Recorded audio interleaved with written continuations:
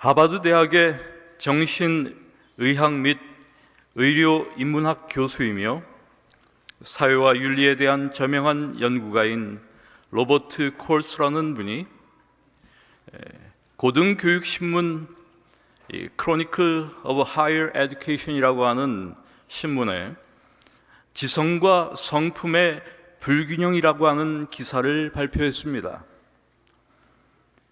그의 이 기사는 하버드에서 가장 똑똑하고 우수하다는 일부 학생들의 부도덕한 행동을 주제로 한 것이었습니다. 이 기사는 한 학생과의 만남이 발단이 되어 나왔습니다. 이 학생은 보수적 가치가 여전히 남아있는 미국 중서부 중산층 출신 여학생이었습니다. 그녀는 대학에서 학비 조달을 위해 교실을 청소했습니다.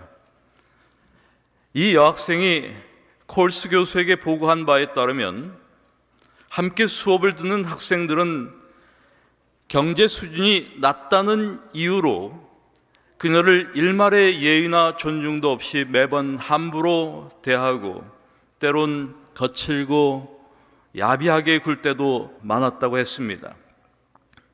특히 어떤 남학생은 일하고 있는 그녀에게 여러 차례 성적인 수작을 걸기도 했습니다. 그리고 두 사람은 두 개의 논리 과목을 함께 들었는데 그때마다 그 남학생은 뛰어난 성적으로 최고 점수를 받는 겁니다. 이런 종류의 취급이 계속되자 이 여학생은 마침내 학업을 그만두고 학교를 떠나게 되었고 콜스 교수와 최종 면담을 갖게 되었습니다. 그 여학생은 그동안 자신에게 보여준 학생들의 행동은 물론 20세기의 온갖 유명한 만행들을 저질렀던 여러 지식인들의 명단까지 길게 다 언급하고 난 다음 이렇게 말했습니다. 그동안 윤리와 철학 과목들을 다 들었습니다. 우리는 무엇이 진실이고 무엇이 중요하며 무엇이 선인지를 이야기합니다. 그러나 선한 사람이 되려고 꾸준히 노력하지 않는다면 선을 아는 것이 무슨 의미가 있나요? 그렇습니다, 여러분. 선한 사람이 되려는 꾸준한 노력, 종교적으로 말한다면 의로운 사람이 되려는 노력입니다. 이 선에 대한 갈망과 애씀이 없다면 선을 아는 것이 무슨 의미가 있느냐는 겁니다. 여러분, 선한 사람이 되기를 원하십니까? 선이란 기독교의 중요한 명제입니다. 성경적 단어로 디카이오스네, 선, 의, 착함, 옳음을 의미하는 이 용어는 기독교 신앙에 있어서 최고의 가치를 나타냅니다. 이런 의미에서 그리스도인의 삶이란 이 선을, 이 의를 추구하는 것과 관련이 있습니다. 이 선에 대한 욕구가 없다면 기독교인이 되는 것이나 기독교인으로 살아가는 것 자체가 의미가 없는 겁니다. 오늘날의 종교의 문제, 특별히 복음주의자들의 문제 중 하나는 그리스도를 믿는 믿음과 그분의 제자가 되어 말씀에 순종하는 것이 전혀 별개의 문제가 되어버린 것이라 할 수 있습니다. 어떤 사람의 기독교에 대한 관찰이 예리하게 제 마음을 찔렀습니다. 기독교는 사랑하라 하면서 사랑하지 않고 용서하라 하면서 용서하지 않는 사람들의 종교이다.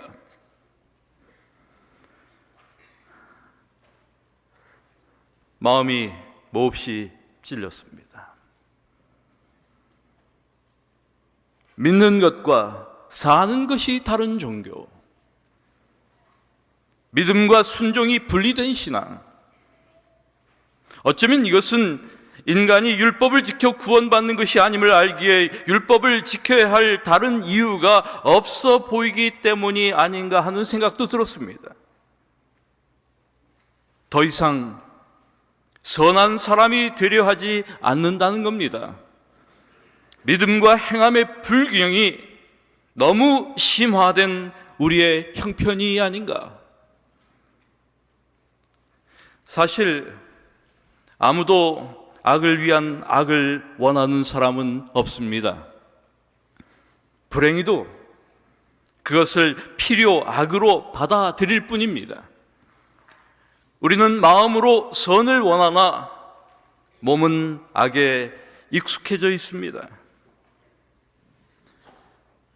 거짓말이 무엇이냐라고 하는 어린이반 교사의 질문에 한 아이가 이렇게 대답을 했어요.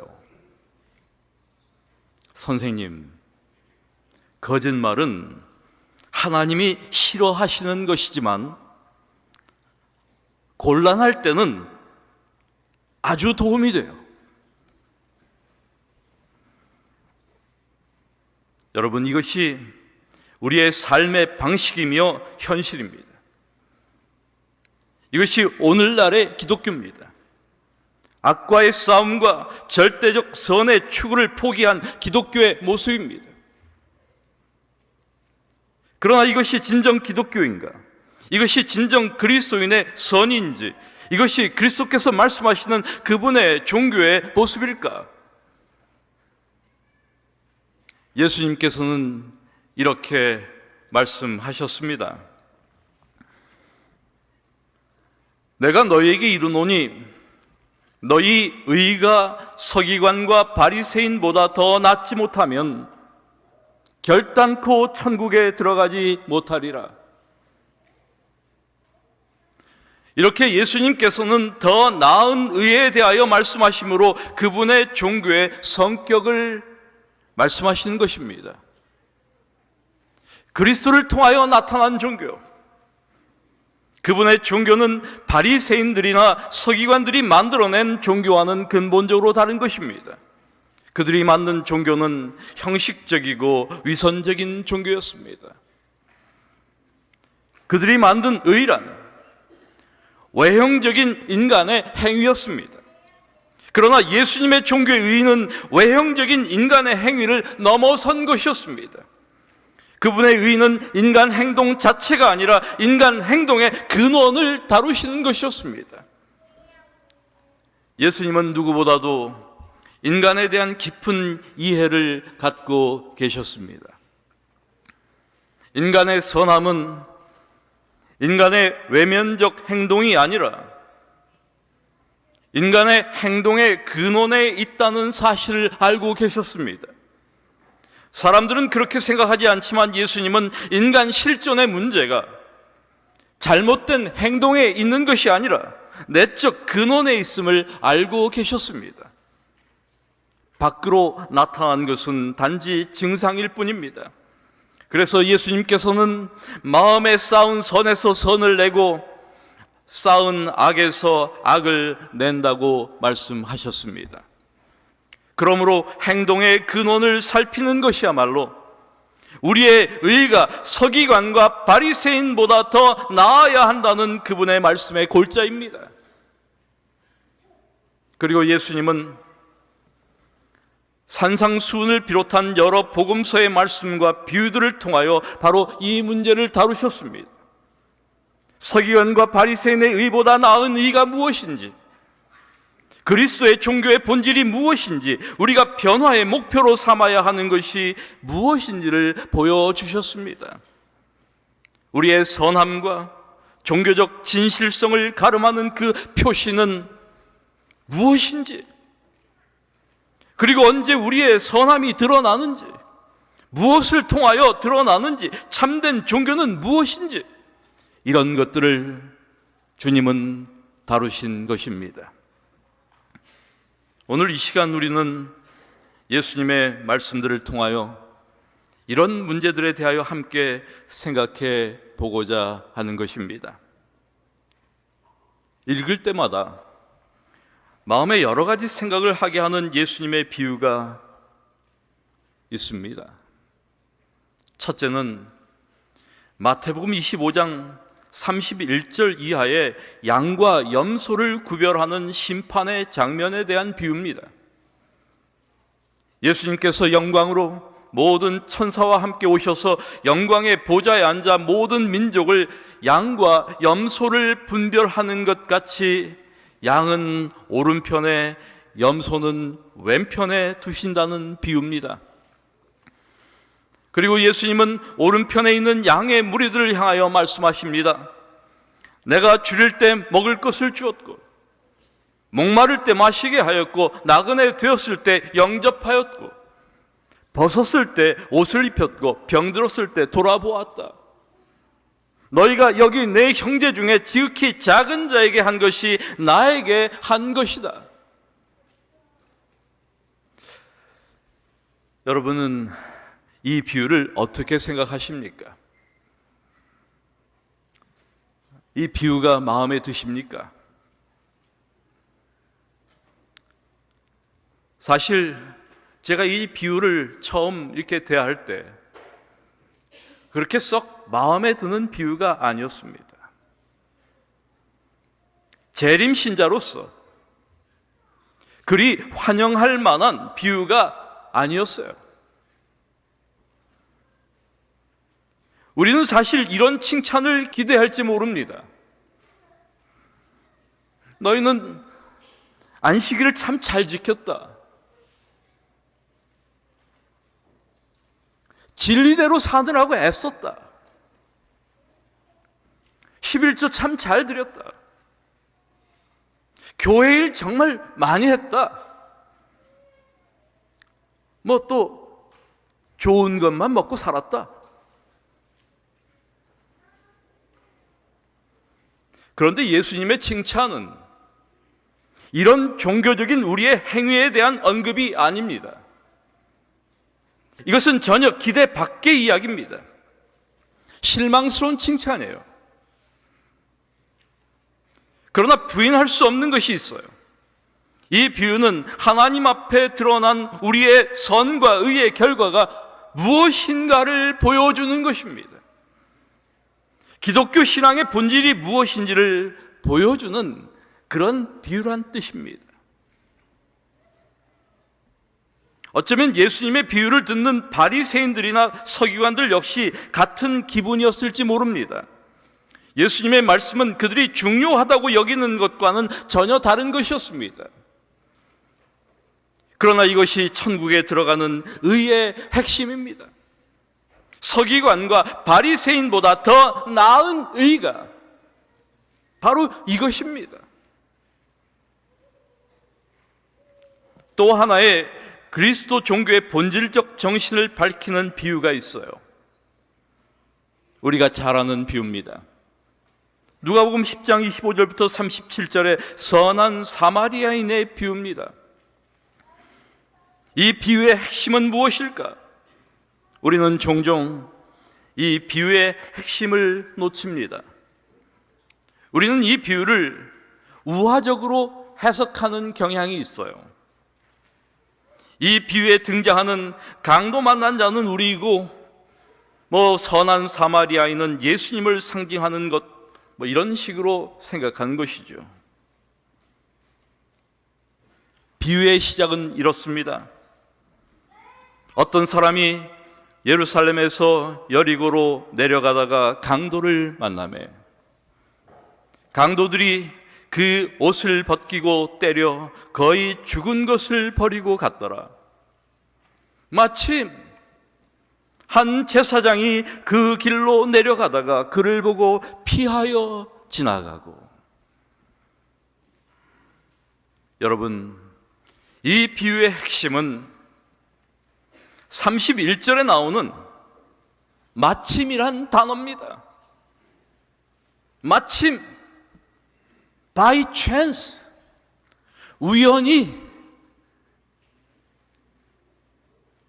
그런데 그 마침은 언제인가? 이는 나의 종교성을 나타내 보일 수 있는 의도된 기회가 아닙니다. 이것은 하나님의 계획된 기회입니다. 여기에 제사장과 레위인이 등장해요. 이들은 누굽니까? 우리가 아는 대로 당시 유대 종교의 가장 중요한 종교적인 인물들입니다. 우리는 이들을 등장시키시는 예수님의 의도를 읽어야 합니다. 그것은 형식적이며 비실제적인 사랑 없는 위선적인 종교를 견책하시며 사마리아인을 통하여 종교의 본질적 정신을 밝히시는 것입니다. 사실 이들의 행동은 못 본 채 하지 말라는 신명기 22장의 규정조차도 지키지 않은 것입니다. 못 본 채 하지 말라, 외면하지 말라는 것입니다. 형제의 낙이나 소가 넘어졌을 때 형제를 도와서 일으켜 세우라는 것입니다. 하물며 사람이 쓰러졌는데 그를 보고 피하여 지나갑니다. 여러분, 우리의 종교성은 언제 드러날까요? 그것은 교회에서 드러나는 것이 아닙니다. 우리의 예배의 모습에서, 우리의 경건한 모습에서 드러나는 것이 아닙니다. 그것은 마침 드러납니다. 우연히 드러납니다.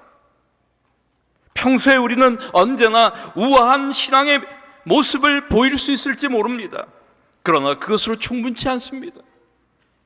우연히 찾아온 그 어떤 기회, 바로 그 순간이 우리의 선함과 우리의 신앙의 고결성, 진실성이 드러나는 바로 그때입니다. 우리의 신앙의 본색이, 정체가 드러나는 순간입니다. 그렇습니다, 여러분. 나의 선함은 우리의 인생살이에서 마침 찾아온 나의 도움이 필요한 지극히 작은 자를 외면하지 않음으로 드러나는 것입니다. 우리는 얼마든지 못 본 채 할 수 있습니다. 외면할 수 있습니다. 그리고 얼마든지 우리의 종교적 모습을 견지할 수 있습니다. 우리의 종교적 세련됨, 그럴듯함, 사람들은 전혀 알아차릴 수 없습니다. 사실 우리가 공개된 죄인들이라면 이런 공동체에서 생존 자체가 불가능합니다. 그러나 드러나지만 않는다면 여전히 우리는 종교적 영향력을 행사할 수 있으며 품위 있는 생활을 영위할 수 있습니다. 이제 세 번째, 예수님은 산상수훈을 통하여 그분의 종교의 핵심을 보여주십니다. 우리는 산상수훈을 어떻게 읽고 있는가? 산상수훈이야말로 가장 직접적인 서기관과 바리새인의 의보다 나은 의에 대한 예증입니다. 바리새인들의 종교는 살인하지 말라, 간음하지 말라, 눈은 눈으로, 이는 이로 갚으라, 내 이웃을 사랑하고 내 원수를 미워하라 라고 하는 종교입니다. 그러나 나는 너에게 이르노니, 이렇게 시작되는 그리스도의 종교는 형제에게 노하는 자마다 심판을 받는다, 그러니 노하지 말아라, 여자를 보고 음욕을 품는 자마다 이미 간음했다, 보복하지 말고 속옷 달라면 겉옷도 주고 오리 가자면 심리도 가라, 너희 원수를 사랑하라. 이런 종교입니다. 이것이 예수님의 종교입니다. 여러분, 이 세 가지 이야기의 공통점은 디카이오스네, 이 의의 본질이 무엇인지를 보여줍니다. 그리고 그것은 다름 아니라 사랑입니다. 마태복음 25장의 심판의 장면은 지극히 작은 자에게 보이는 사랑을 보여줍니다. 지극히 작은 자는 사랑의 본질을 가장 정확히 드러낼 수 있는 대상입니다. 큰 자에게 보이는 사랑은 그 동기가 순수하지가 않아요. 아무 이유 없이 사랑할 수 있는, 사랑이라고 하는 그 이유 하나만으로 사랑할 수 있는 그 사랑, 그것을 우리에게 보여줍니다. 선한 사마리아인의 비유는 외면할 수 있는 자에게 보이는 사랑을 보여줍니다. 우리의 삶의 여정에서 마침 만난 지극히 작은 자에게 보이는 사랑입니다.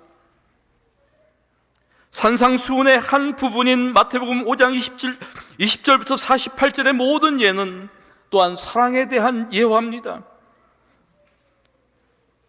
결국 그리스도께서 서기관과 바리새인의 의보다 더 나은 의로 말씀하시는 것은 내면의 의입니다. 아가페 사랑입니다. 그리고 그분은 이러한 의미에서 그분을 따르는 우리에게 이렇게 명하시는 것입니다. 하늘에 계신 너희 아버지의 온전하심과 같이 너희도 온전하라. 그리고 누가는 이 말씀을 이렇게 쓰고 있습니다.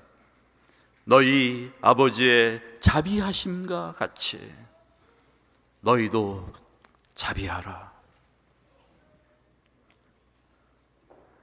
사랑하는 여러분, 우리는 예수님을 닮기 원합니다. 그런데 우리가 예수님을 닮는다는 것은 무엇일까? 그것은 그분의 사랑을 닮는 것입니다. 예수님처럼 온전한 삶을 산다는 것은 무엇일까? 그것은 거짓 없이, 흠 없이 온전히 하나님을 사랑하고 사람들을 사랑하는 것입니다.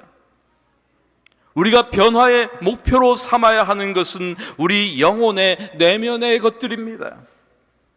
그분이 우리를 부르심은 당신 자신을 우리에게 주시기 위함입니다. 우리를 부르신 것은 그분처럼 행하라고 부르신 것이 아니라 우리를 그분과 같은 존재, 사랑으로 충만한 존재가 되게 하시려고 부르시는 것입니다. 그러므로 그분의 행동과 말씀대로 행하는 것은 그분 안에서 우리의 변화된 존재의 자연스러운 표현입니다. 우리는 2차 세계대전 중에 일어났던 홀로코스트, 이 대학살을 기억합니다. 독일 나치에 의해서 유태인들이 600만 명이 학살당할 때 그 일을 치르는데 가장 장애가 되었던 것, 그것은 다름 아니라 독일 군인들의 양심이었습니다. 여러분 한번 생각해 보세요. 그렇지 않겠습니까? 그들도 양심이 있는데 양심에 꺼리낌 없이 유태인들을 쉽게 죽이지 못했고 자연히 그 일이 지연되었습니다.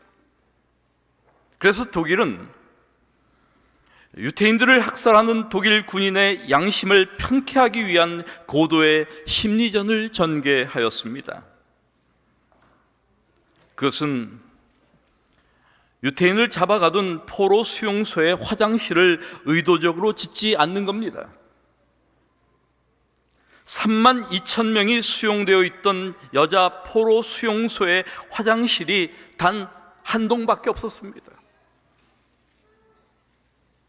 거기다가 화장실에 가는 시간은 하루에 10분씩 2번만 허락되었습니다. 그러면 어떤 일이 일어날까? 한번 생각해 보십시오. 저는 테렌스 데프레가 쓴 이 생존자라고 하는 책에서 본 대로 말씀드리겠습니다. 하루 일과를 마치고 나면 수용소는 밖에서 문이 닫힙니다. 하루 2번 화장실 가는 게 허용되었던 그들은 늘 배변의 고통에 시달려야 했습니다. 그래서 그들은 자기들이 식기로 사용하던 깡통에다가 배설하기 시작했습니다. 아침에 자고 깨보면 통로고 입구고 할 것 없이 자기들의 배설물로 넘쳐났습니다. 목욕도 할 수 없고 세수도 할 수 없으니 자연히 저들은 모두 배설물로 더럽혀지기 시작했습니다. 그 몰골은 이루 말할 수가 없었습니다. 그러나 독일 군인들은 칼같이 바지를 다려입고 흰 장갑을 끼고 구두를 반짝반짝 닦아 신었습니다. 한 독일 군인이 어느 날 장교에게 물었습니다. 이왕 죽일 사람들을 왜 저렇게까지 합니까? 장교는 이렇게 대답했습니다. 사람을 죽이는 것은 어렵다. 그러나 개나 짐승을 죽이는 것은 쉽다. 개구리를 죽이는 것은 더 쉽지. 무슨 뜻이냐 하면 인간은 자존심을 잃어버리면 짐승이 되는데 그러면 죽이기가 훨씬 용이하고 죽는 사람도 편안하다는 겁니다. 차라리 죽는 게 나으니까요. 또 그들을 볼 때 차라리 죽여주는 것이 그들을 위해 더 자비로운 일이라는 생각이 들기 때문이라고 했습니다. 이런 포로 수용소에서 생존한다는 것은 기적에 가까운 일입니다. 그런데 기적적으로 살아난 사람들이 있었고 그들이 많은 시행착오를 겪은 후에 발견해낸 생존의 원칙 몇 가지가 있었습니다. 첫째는 빵의 법률입니다. 부스러기 하나라도 더 먹어야 살 수 있었습니다. 콩 한쪽이 생사를 갈랐습니다. 자연히 유태인 포로 수용소에서는 남의 빵을 훔친 사람은 죽인다는 법칙이 생겨났습니다. 빵의 법률은 생존의 가장 중요한 실제적인 원칙이었습니다. 그리고 그것은 이해가 갑니다. 그런데 우리라면 도저히 쉽게 납득이 가지 않는 새로운 원칙이 있었는데 그것은 생존하려면 매일 세수를 해야 한다는 것이었습니다. 그러나 세숫물이 없었습니다. 기록에 따르면 수용소에서 오후 4시 반이면 커피 한 잔씩을 배급했다고 합니다. 그런데 이게 말이 커피지 그저 악취가 나는 따뜻한 물이라는 데 의미가 있었습니다. 그들은 그것을 모두 마시면 안 된다는 것을 깨달았습니다. 그리고 반 컵은 마시고 반 컵의 물로 세수하기 시작했습니다. 옷을 찍어서 적신 다음 다시 빨아서 얼굴을 씻고 온몸을 씻어나가기 시작했습니다. 그래야만 살 수 있었습니다. 수용소에 들어오면 그것부터 배웠습니다. 살려면 세수를 해라. 수용소에 들어오자마자 그 점을 배우고 다들 따라 하다가도 이것이 무슨 의미가 있느냐고 회의적으로 생각하는 사람들이 생겨납니다. 그냥 더럽혀진 몸도 아닌데 배설물로 더럽혀진 그런 몸인데 반컵의 물로 닦는다고 닦여지길 하나 위생적이길 하나 무슨 의미가 있느냐고 하면서 씻기를 포기하는 사람들이 생겼습니다. 책에 이렇게 기록되어 있습니다. 우리는 모두 다 알았다. 그들은 며칠 가지 않아 모두 죽었다. 여러분, 이것을 어떻게 해석하시겠습니까? 반컵의 물로 씻은 사람은 살았고 그것을 포기한 사람은 며칠이 못 가서 모두 죽었다고 합니다. 그 이유에 대하여 그것은 독일인에 대한 매우 효과적인 레지스탕스였다라고 기록합니다. 독일은 유태인을 짐승으로 전락시키려고 했습니다. 이것은 배설물에 의한 고문이었으며 정신력을 말살하는 것이었습니다. 인간이기를 포기하게 만들었습니다. 바로 그럴 때 나는 인간이다 라고 말할 수 있는 유일한 길이 바로 반컵의 물이었습니다. 그들은 한마디 반항은 못했지만 반컵에 물을 들고 독일 군인들을 똑바로 쳐다보면서 그들 앞에서 이를 닦았습니다. 여러분, 이는 인간만이 닦습니다. 그들에게 그것은 자기가 인간이라는 것을 나타낼 수 있는 가장 큰 저항이었고, 그 저항의 힘이 생명의 힘이 되었습니다. 레빈스카라고 하는 이름의 생존자는 이렇게 쓰고 있습니다. 저들의 음모를 깨달았을 때 나는 속에서 울려 퍼지는 생명의 소리를 들었다. 반드시 살아날 것이다. 절대 저들이 의도한 대로 죽지는 않을 것이다. 끝까지 살아남을 것이다. 만일 죽는다 해도 저들의 뜻대로 짐승으로 죽어주지는 않을 것이다. 그리고 그는 날마다 반컵의 물로 자기 몸을 씻었습니다.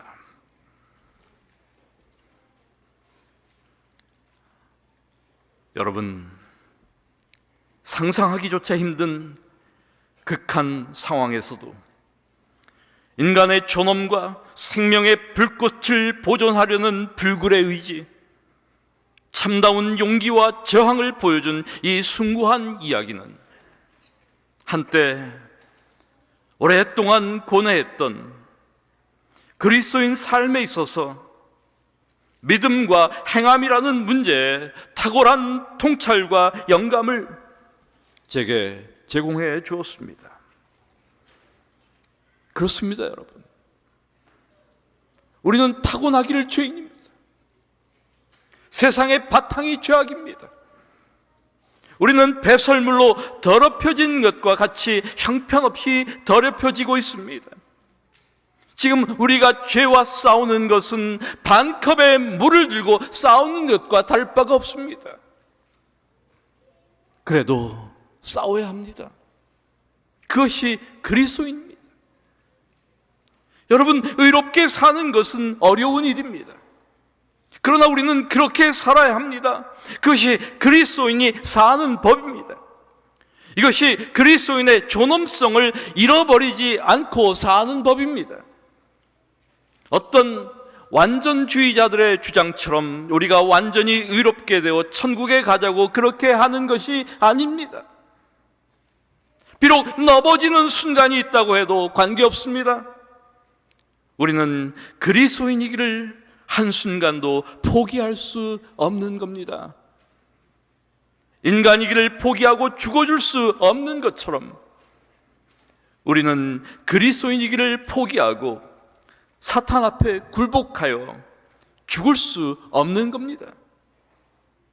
그리스도께서 우리에게 풀어넣어 주신 이 선에 대한 무한한 갈망 때문에 우리는 선한 사람이, 의로운 사람이 되기를 원하는 것입니다.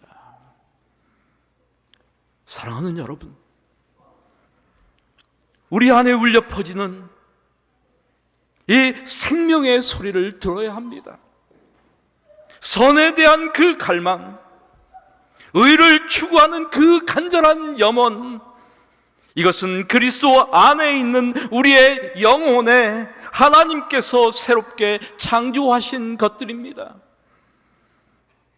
그리스도인의 삶이란 이 포기할 수 없는 악과의 싸움을 싸우는 것입니다. 주변 사람들의 사는 방식이 다 그래도 우리는 이렇게 사는 겁니다. 이것이 그리스도인이 사는 법입니다. 또한 우리가 생존하는 방법입니다. 여러분, 선한 사람이 되기를 원하십니까?